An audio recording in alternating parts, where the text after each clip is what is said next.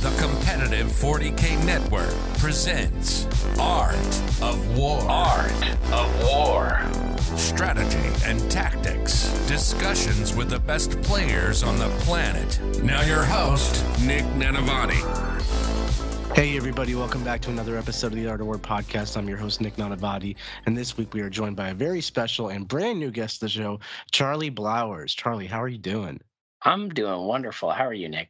I'm doing great. Thank you for asking. I'm super excited to have you on the show because you're playing an army that I never even thought I would have the opportunity to have on the show. I never even thought this day would come. Neither did I. Right? Like, this is something you dreamed of back in 2019. This is crazy. Oh, yeah. Yeah, it's fun to live out younger me's dreams. Well, you've certainly earned it. I mean, let's not beat around the bush too much. You literally just took Imperial Agents to a tournament and you did super well. It's a team tournament, but your team won. And Jack and Quayton were on this team, and of course they're Art of War coaches. And they came back and they praised your laurels. They're like, Charlie on the Imperial Agents, you get him on the podcast, Nick, because his army is fire. And Charlie, I didn't even know Imperial Agents was a faction. Like, this is news to me. So sometimes we cover top tournament super major winners here, and sometimes we just cover the weird and exciting and novel but somehow really good Imperial Agents. I'm excited for this one. Yeah, well, you're certainly not alone in thinking that they weren't a faction. I had to do a lot of work convincing Quentin and Jack to let me run them to the event. Well, but dude, it worked out. They told me their plan was to feed you to the Tau gods, like table 5 get shot. And I was like, yeah, that's what you do with the worst army in the game. But apparently not. Apparently you took that like a champ. Oh my God. Apparently sometimes you 20-0 a Thousand Suns player. How is that even possible? We're going to find out. Folks, in part 1 of this 2-part show, we're going to interview Charlie. We're going to get to know him. We're going to get to know what kind of twisted person plays Imperial Agents seriously. We're going to understand how it works. We're going to go through his list, his matchups, his strategies, the tactics, all that good stuff. And in part 2, we're going to go through the actual battle report from his experience at the Tampa Team Tournament, where he and his team took first place with Imperial Agents, like actually putting in the work over here. So if you want to learn more about Warhammer 40K and the game Become Your Best, do subscribe to our Patreon. That's where you get access to part 2 of this episode, where we cover all of Charlie's games, along with 260 plus other episodes, and our amazing Discord server where Charlie is a member, and you can talk all things Warhammer with all kinds of amazing people. Charlie, are you ready? I am ready. I was born ready. This is a dream for me. Dude, I'm so excited. You have no idea.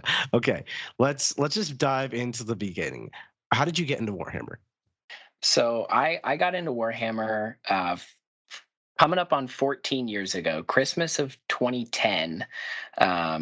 I was really into Legos when I was growing up, so I spent a lot of time building the different kits. And as I was getting older, my parents were seeing that I was kind of outpacing the difficulty level of the kits. And so my dad called me one day as Christmas was coming up, and he asked me a bunch of questions. He was like, don't think, just answer. And so he was like, ran down this list of questions, and then Christmas came and I opened the box and there was a box of Warhammer 40K. And I came to find out later that the questions he was asking was deciding whether or not it was going to be a Warhammer Fantasy at the time, or it was going to be Warhammer 40K. And I guess based on how I answer, he went for 40K. And at first it was like, oh, this is a cool, fun, complicated, like building miniatures. And then we found out it was a game and we started playing together. And now my parents have a whole room of their house dedicated to Warhammer. So the rest is history. Wow, what a wholesome story that is. How old were you when this happened? I was 10. I started when I was 10. That's so cute. Wow. Look at that. 10 buddies. But great year to start Warhammer. Oh, yeah. Oh, it is. It really was. And it things have really changed since then, but it's still a great game. So as a kid, as a 10-year-old playing Warhammer, you barely even know the rules. You have no idea what's going on. Now you're an adult. How did your journey with Warhammer evolve over time, and when did you start getting competitive with it? So I want to say probably for the first 6 years, it was just me and my dad playing games in our house. We like ended up building like a tabletop out of like sheets of plywood and painting them so that it looked like terrain. We built a bunch of our own terrain. Like, it was really garage hammer, just chilling. I don't think we even really picked competitive, air quotes, points values, but we were just slamming stuff together and like, this looks fun, and throw it on the table and play a game. Dude, that's how like it was envisioned to be played right there. Yeah, exactly. The GW dream. Exactly.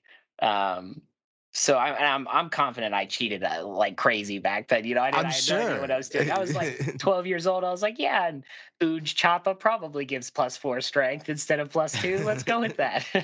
It's a huge Joppa. Exactly. It's Obviously. not a big Choppa. It's got to be better than the big Choppa. Um, and so for till like about 2016, maybe even 2015, I can't remember the exact year. We kind of just played at the house. And then we ended up going to Crucible. It was Crucible 4, and I can't remember if that was 2016 or 2015, but we went to Crucible 4. That was like our first big event.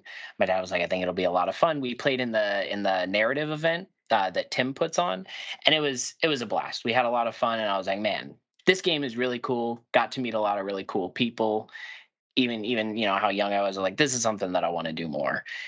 And so slowly, I started to like learn more about the game, how to play better. At the time, the competitive guide that I watched was Fitz 40K. I don't know if you're familiar with him.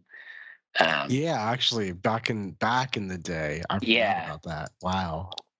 Yeah, and he used to have a forum. I think it was the War Master forum. I was a part of that, and that's when I started like really starting to get in the nitty gritty of it. And then I want to say 2019 is when I really kicked off in trying to be competitive, and I put together my first like real.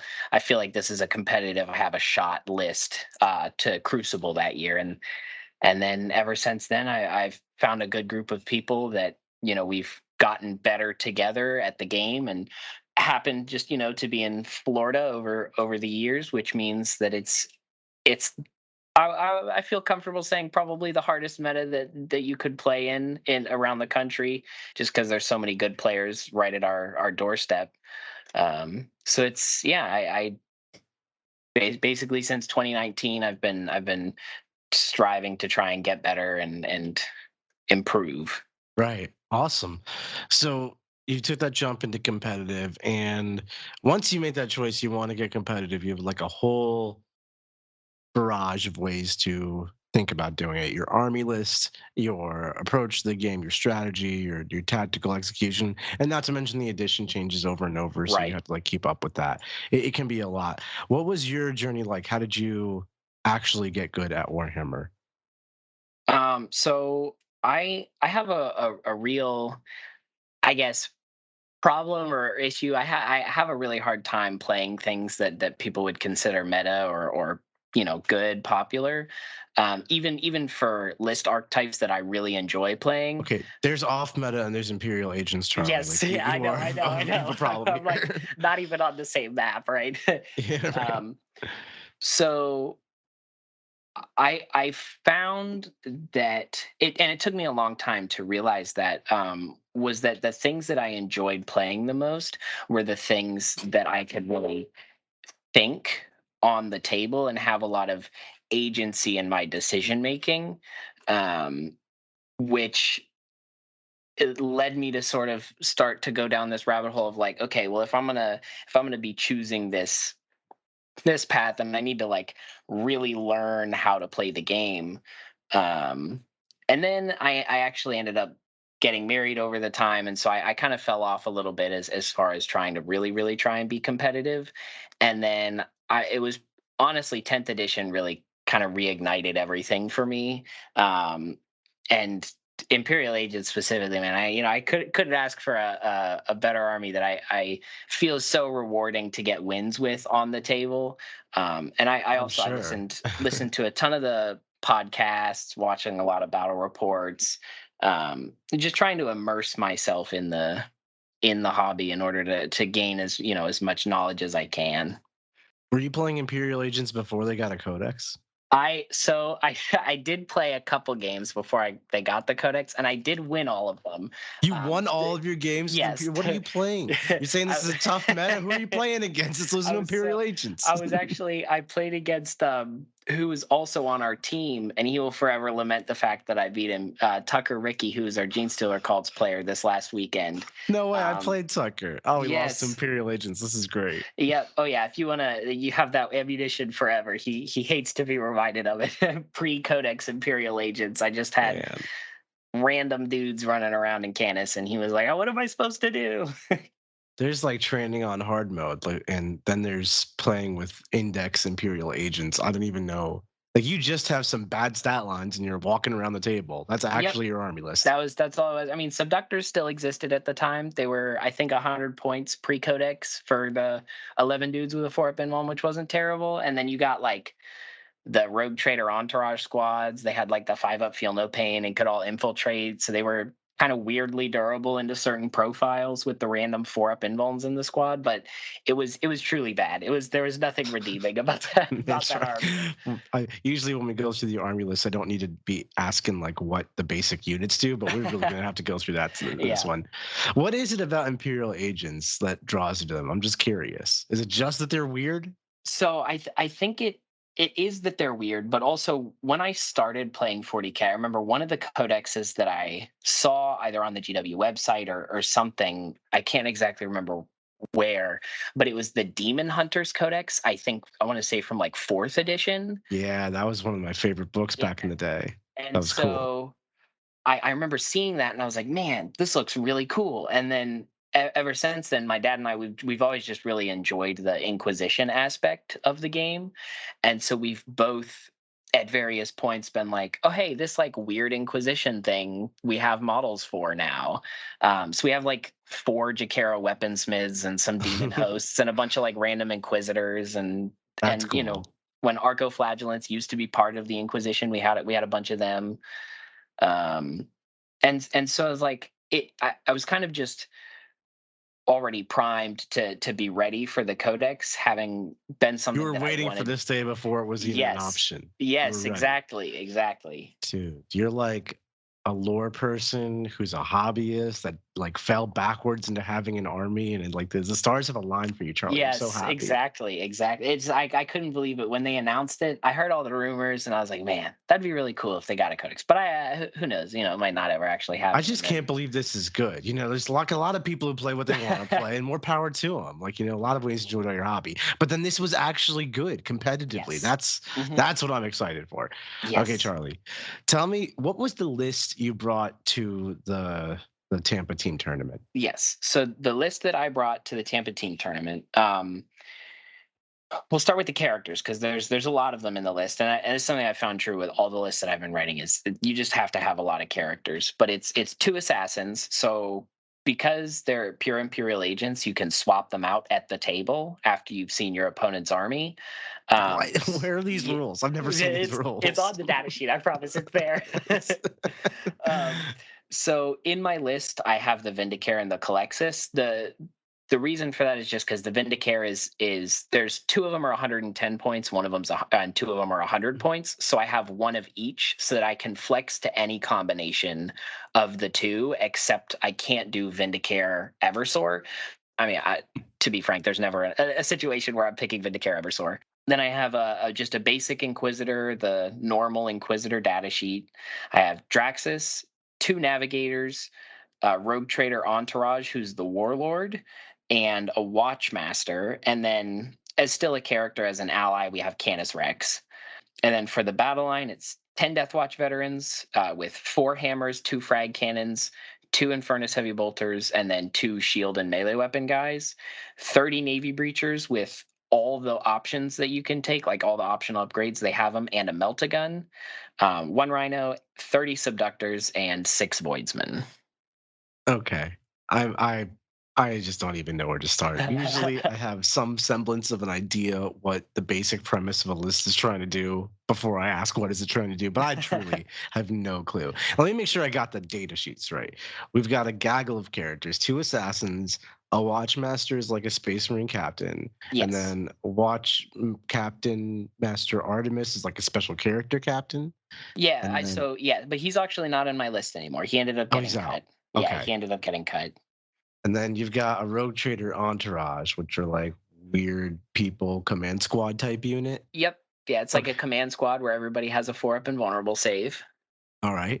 We've got 30 Navy breachers, which to me are just like guardsmen, and I'm sure you're going to explain to me why they're not just guardsmen.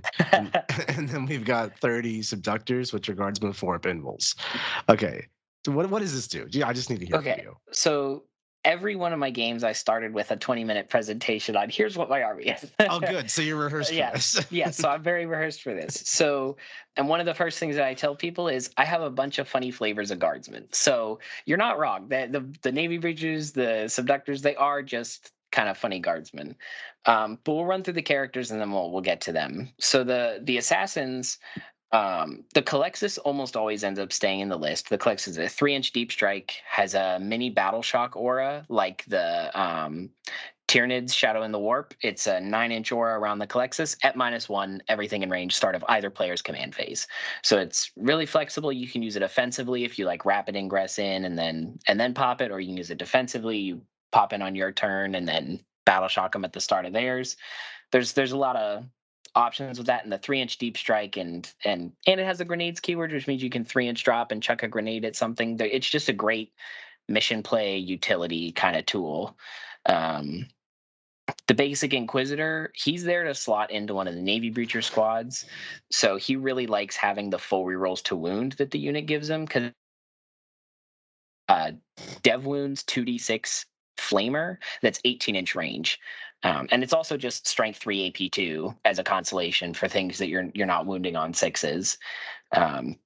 Draxus, another one thing this army really wants is damage, and Draxus is just 75 points of pure damage, and you can stack every buff under the sun on her guns because she joins the Navy breachers. And she has a little utility because the 18-inch lone op ability. 2 navigators, 12-inch no-go zones. They're not lone ops, but people, even with indirect, almost never have an opportunity where it's convenient to kill them. And then they can also carry the Voidfarer's limited enhancements, and they have a funny battle shock ability at the start of the shooting phase. Pick an enemy unit. If they're infantry, they check at -2. If you fail, you take 3 mortals and are battle shocked for your troubles. Rogue Trader Entourage, command squad, everybody has a 4-up invuln. The unit they're with gets D3 guys back in a command phase. They carry an enhancement that gives the unit a free strat, which kind of there's a lot of random free strat mechanics in the army. The Inquisitor also has one. If you spend a CP on the squad, you regen it on a 3-up. The Watchmaster has Rights of Battle. Canis Rex has his once a battle round free strat. And then the enhancement on the Rogue Trader Entourage, another free strat. And then the 4-up invuln on the squad, on the Rogue Trader squad, just makes them kind of awkward to kill for some of the other defensive buffs that you can layer on the unit. The second assassin would usually end up being the Eversor, but Calidus has a little more utility. The Eversor is just kind of like threat projection, keep your character safe, and then he sticks around for 5 turns because your opponent doesn't give you an opening, and then he gets to move 15 inches and do an action at the bottom game. And then the Watchmaster, he gives the Death Watch unit always fall back, shoot, advance, and charge. So they're always activating everything all the time, and he gives them Rights of Battle for the free strat once a battle round. So, and his gun and melee is just kind of decent. So he's just a good add for the unit. And then going into the battle line, Death Watch vets, they're kind of like a scalpel unit. They have really high damage potential, and they're pretty fast because they can disembark out of the Rhino and advance and shoot something and then charge something else. And then their shooting is like decent. They get full rerolls to hit against Xenos. So in a lot of matchups, like in the Tau, especially when I was prepping for playing Tau on table 5, they could come out and like activate into multiple things and then pick up multiple things, so they're trading up on their way to their untimely demise. And then there's a couple 4-up invulns stashed into the squad to make them kind of awkward to kill for some of those lower volume, high damage, high AP weapons. The Navy breachers, they're kind of the backbone of the army. They have reroll 1s to wound normally and full rerolls to wound against units on objectives, and that's shooting and fighting.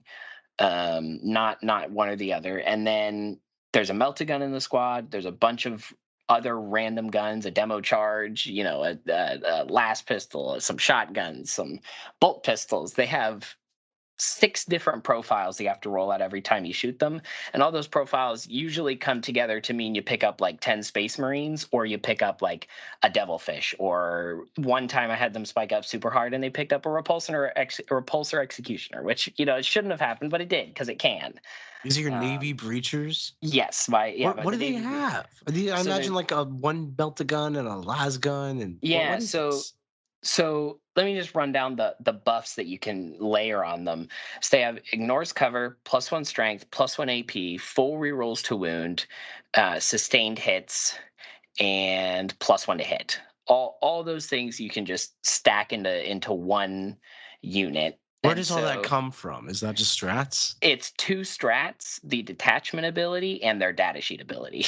So there's like 3 different things kind of playing in there. And then the Raj can use one of those strats for free. So you're only paying 1 CP when you're ready to like full combo with that squad. And they would usually, so they go in deep strike. I have a couple enhancements. One of them is pick 3 units to deep strike.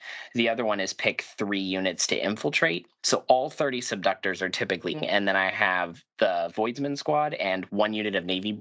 So yeah, they have a melt-a-gun, a demo charge, and then like whatever guns that the attached characters get, plus all of those buffs from the stratagems, the datasheet abilities. They kind of stack everything together, and then there's also a bunch of weird battle shock mechanics in the army, so you can turn off your opponent's defensive stratagems that would normally make them a little more durable. So, like in the case with the repulsor executioner, like I said, it shouldn't happen, but I rolled a 6 to hit with the melt-a-gun with sustained hits. So it's 2 hits. They both wounded. It's an AP5 melt-a-gun with ignores cover, and he couldn't AOC. So that was just like 9 damage, 11 damage, something like that by itself. And then there's another random dev wound gun from the character, and it just all ended up just being just enough damage to scoop the repulsor executioner from full to dead. That's crazy. So Yeah. just to break it down for me, what is your detachment ability? What Yeah. detachment are you playing? I'm playing Imperialis Fleet. I think it's the only detachment that's actually worth considering until hopefully December, if GW actually, takes a look at them and changes some things. Because it's the only detachment that just uniformly is a buff for any unit you take in the detachment. The rest of them are so narrow for what gets affected by it. So Imperialis Fleet gives you at the start of the command phase, you either pick an enemy unit or you pick an objective. If you pick an enemy unit, everything gets +1 to hit against that unit, shooting and fighting for the rest of the battle, until it rolls back to your command phase again. If you pick an objective, all my units get +1 leadership, +1 OC, and a 5-up invulnerable save if any models are in range of the objective. Oh, And that's wow. picked at the start of the command phase, which lets you flip objectives, before scoring, or um, bump your leadership up by 1 before rolling battle shock. And even the +1 OC that you get counteracts, even if you fail the battle shock, you still get to hold the objective because you get the +1 after you drop to 0. Okay, I'm with you. So Yeah. you got a dynamic army or detachment rule here. Yes. What how are you normally using that? Is it just like situational? No, I've never had or not never. I've rarely had turns where I don't find that it's meaningful to pick one of the 2 options. Either if like there's something that I need to kill or want to kill, I'm like, okay, great. Token goes on that unit. I have +1 to hit against them. Or if it's like, okay, I'm setting up to kind of guarantee my primary for this turn, or I'm gonna, go and steal your primary for this turn. We're gonna go pick that objective, and my now OC3 Navy breachers are gonna walk onto your point and be like, "Hey, I have 34 OC on now. What are you gonna do?" So it's whatever makes sense in the moment. Yes, whatever makes sense in the moment, because it's every command phase at the start of the command phase. Or every of my command phases at the Right. start. It's easy to kind of predict what I'm gonna need it for during the Right. You turn. just map out your turn, figure out what you need Exactly. most. Easy, Yeah. easy. Nice. Okay. So talk to me about your strat suite. What are we talking about in there? Yeah, so there's actually some really good strats. One of them, probably one of the best strats in the game. And we'll cover that one first. So it's displacer field. It's 1 CP in the enemy shooting phase when one of my units that has a character attached or is a solo character, which doesn't come up often, because it's excluding the assassins. So it would just be like the navigators by themselves, gets targeted by an enemy unit's ranged weapons, they immediately gain a 4-up invuln for the rest of the phase. And then after the first enemy unit finishes shooting at them, they get to move 6 inches. Full 6 with the fly keyword, just walk 6 inches wherever they want. No restrictions on ending closer, objectives, nothing. They just full flat 6-inch move. As soon as they're done getting shot. As soon as they're done getting shot by the first unit. Yep. Wow, that's really good. Yeah, and you get the 4-up invuln immediately, so now all your funny guardsmen can have a 4-up invulnerable save, and they have the smoke keyword. So it's like, okay, I'm gonna point my fire prism at, at your guardsmen. I killed a guy, and now they're gone. I can't see them anymore. What happened? Wait, so you get a 4-up invul and you move for 1 CP? Yes, 4-up That invuln is and move for 1 insane. CP. That Yes. is insanity. What the hell? Yeah, oh my it's god. bonkers. It's a crazy stratagem. It opens up so many opportunities for like mission play, staging units. Can you give me like an example of its usage, like a cool use of it? Yeah, so like a little bit of a preview. One of my favorite things to do with it is rapid ingress a unit in where my opponent can see them. Obviously, a lot of your opponent's natural expansion objectives are screened out, but I'm going to drop them down somewhere where my opponent has like limited viability to be able to shoot at that unit, but they have some guns. And so as soon as they say, okay, I'm going to go shoot at that unit of Navy breachers that just ingressed in front of me, I'm going to say, okay, I'm going to move 6 inches. I'm going to get the 4-up invuln, and you're going to kill like, even 5 or 6 guys. I'm going to walk onto your objective, res D3 models, and now I have like 18 OC on the point, and I take it from you. Oh my god. What makes them res models? That's the Rogue Trader entourage, D3 models in the command phase. And this is like a 15 model unit because it's 10 dudes plus the command squad. Yep. 10 dudes plus the command. And it's actually only 14, which is perfect for blast. You cut off right before that. Oh my god. That's so cool. And it shoots hard, sort of. And it shoots hard. Yeah, sort of. Weirdly shoots hard. Where does the reroll wounds come from? Reroll wounds comes from the Navy Breachers data sheet. Well, they just have that. They just have that. Yeah, that's just part of it. They just and they also, as a consolation for just existing, they have 2 tokens each unit. One token is ignores cover once a game for all their guns. No strats or anything necessary. You can just pull the token and they have ignores cover. And then the other one is once per game, when you target them with the grenade stratagem, you can throw the grenade at any enemy unit within 18 inches in line of sight instead of 8 inches. Wow. Which that's also, pretty nifty. Yeah. You got a lot of nifty rules in here. Yeah. I like it. And they also haven't changed that one to exclude lone ops outside of 12 yet. So as of right now. So you're just grenading lone ops from 18 inches away. That's hilarious. If you are listening to this, it probably means you play Warhammer 40k.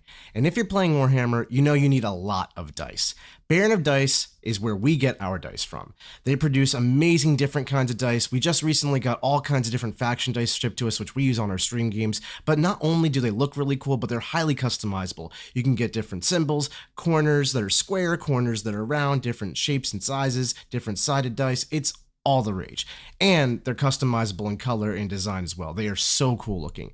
Not only that, but they feel great to roll in your hands. I've never held dice that roll and feel this good.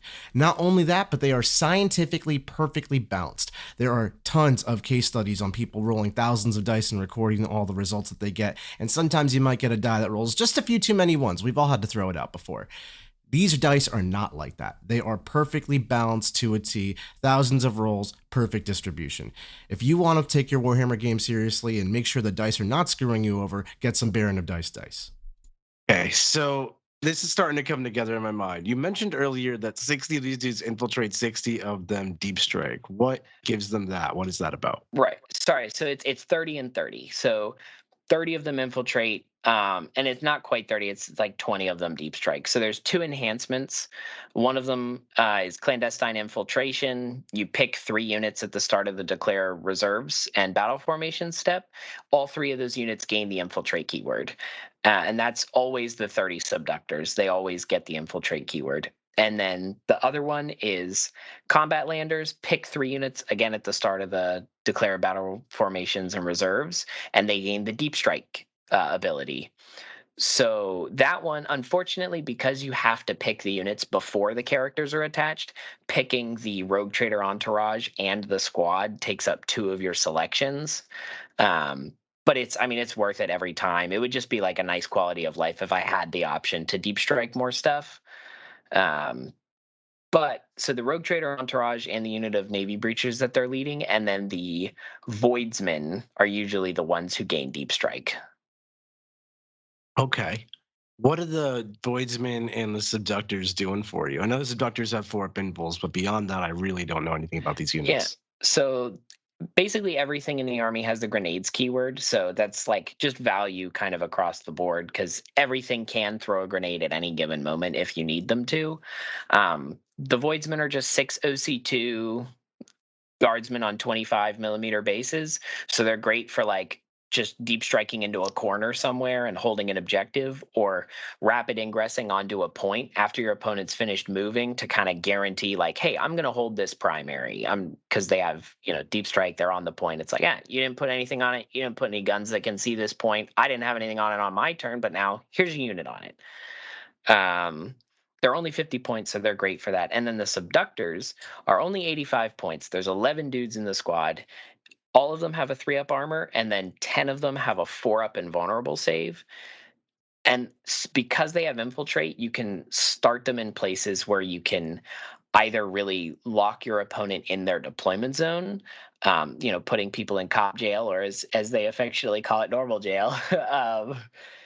Or you can just stage them in like center ruins where they can contest and hold primary, or set up for early secondaries like area denial, secure no man's land, extend battle lines. These things that like you don't want to have to send a real unit to go and do. They can go and do it, and then because they all have a 4-up invulnerable save, sometimes they actually live and get to do something again the next turn. They're usually always more effort to kill than their points cost. So you have to point something real at them to get rid of the unit. And so they get to just do so many things before they die. And then they also come with a once a game battle shock ability. Pick an objective at the start of either player's command phase. Every enemy unit, aside from monsters and vehicles, just take a battle shock. Not at a minus or anything, but it's free, and sometimes it means you're playing against guard and you hit their aquilons with battle shock, and now they can't reinforce when you kill them. There's so much going on with this army. It's like Yes. all of a sudden there's 60 dudes running on the table. Any of them can perform pinballs. Any of them move after you shoot them.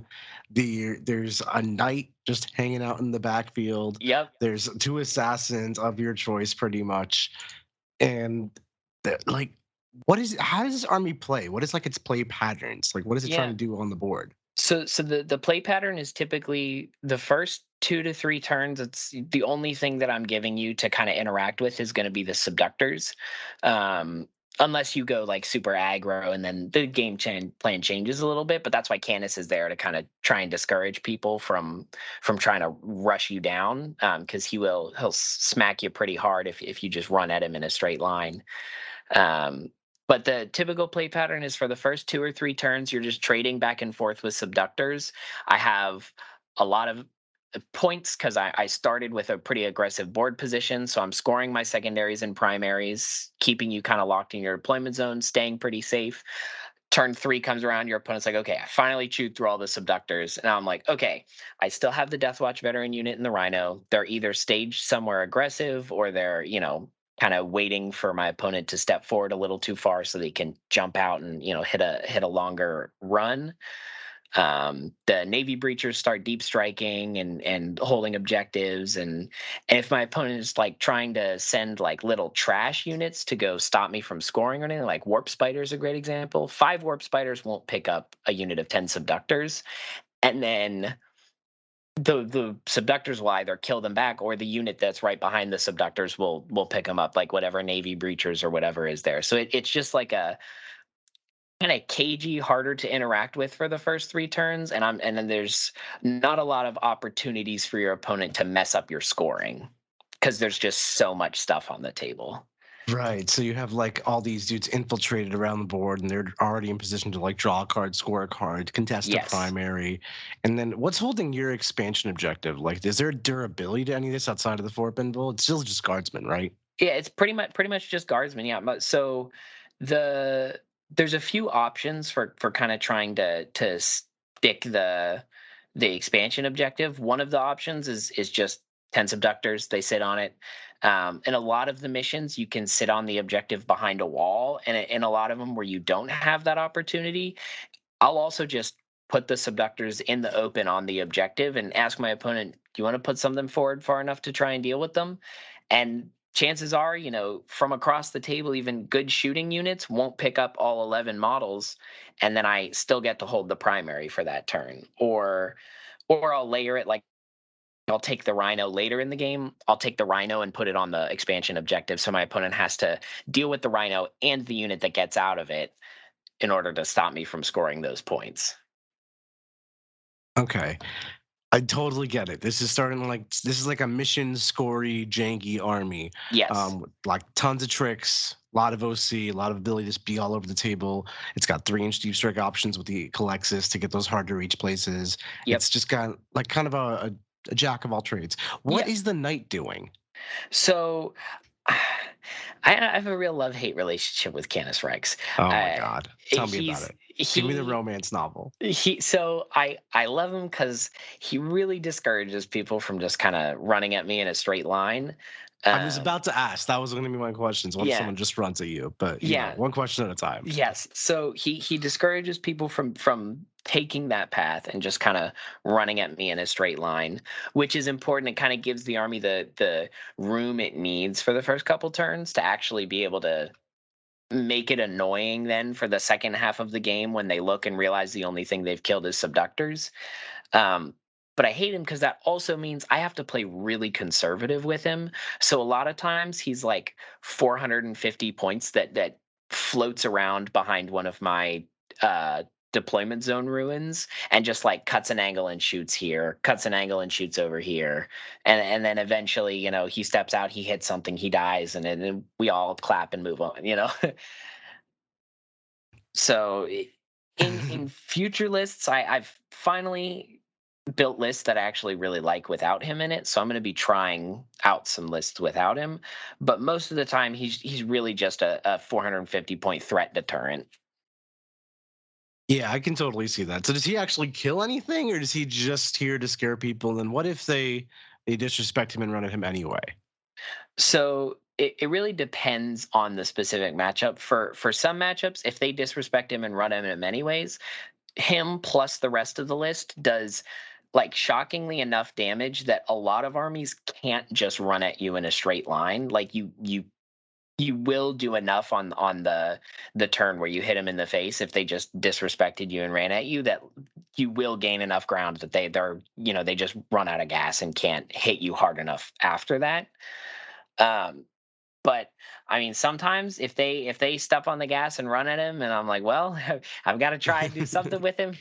It's all or nothing at that point. I love it. He died. He died. Charlie, what do you do? I guess like if someone just has stats you can't kill, right? Because all of your damage, I feel like, is like my one character is better than he should be, and my 10 guys might sustain hits you with this meltagun. It's like, okay, I see how you string together enough damage to kill a repulsor executioner, but like, what about the Ironstone army? Not specifically that matchup, but conceptually, Right. like, how do you kill stuff that's hard? So conceptually, into skews like that where it's durability skews that are kind of stat checking you, the answer honestly is just to beat them on scoring, because a lot of times even if their durability is higher than mine, their OC stat is almost never going to be higher than mine is. So I can kind of, and especially with the subductors being able to infiltrate, they can give me enough time to score enough points early that their extra durability isn't going to carry them far enough by just trying to stat check me. And I'll do enough damage by like, okay, CANIS and the Deathwatch vets and this other thing are going to pick up one of your durability things. So we're like, I'm trading down on resources, but I'm doing it at like a slow enough pace that I'm staying ahead on scoring. I see. So basically it's just you shift the target from like, okay, I can't kill these people, I won't try to kill these people, let me just focus 100% of my attention on scoring and see if that gets me there. Yeah. That makes a lot of sense. And it's really good for team play too. Yes, absolutely. And a great example of it from a previous tournament when I brought Imperial Agents to Crucible, I played Imperial Knights back to back in round 6 and 7. Round 6, I was able to beat my Imperial Knight opponent by 3 points. Culexus on the bottom turn popped a Battle Shock and stopped him from doing a bunch of take and hold secondaries. And he tabled me effectively by the end of the game. But that game was exactly what I was describing of like, stem the bleeding long enough, hold the objectives, kind of deny him space with the subductors. And then, at the end, I came up 3 points ahead. And then round 7, the next game after that, same strategy, but I ended up just coming up short on it. He was able to do a little too much damage, a little bit too fast, and I ended up losing that one by just a couple points. Right. Wow. So it's just like a lot of consistency to this army too. Do you think this army could hang in singles? I know you took it in a team tournament environment, but it sounds like you got thrown to the wolves, which is a pretty tough spot. And you made it work. How do you feel about this in singles? So it definitely is worse in singles. The getting thrown to the wolves in the team environment. So I definitely wasn't babied in the pairings at all. So they told me that any points you get, I'll thank you for any points you're able to pull out of any of your games. Right. So, but they, surprisingly actually can take matchups that your opponents think they're going to win and turn them into a losing game. In a singles environment where you don't really have the say, I think a lot of people are bringing a lot more of those lists that are more predatory towards Imperial Agents. So I think they do struggle a little bit more in singles environments, but I think they, especially right now, how balanced the game is as a whole, I think they generally have the legs to get there if you can, get a little lucky on some of your pairings or just keeping the right state of mind to score your points, not get distracted by, killing or, other things. You have the right approach to every game and not make mistakes. Yeah, I love that. So talk to me about these Death Watch. What are they doing for your list? So the Death Watch is another tool that kind of forces the opponent to respect your output. But they always end up being more of like a scalpel damage piece than like a hammer damage piece. They're not durable enough to go out, hit something, get hit, and then hit something again.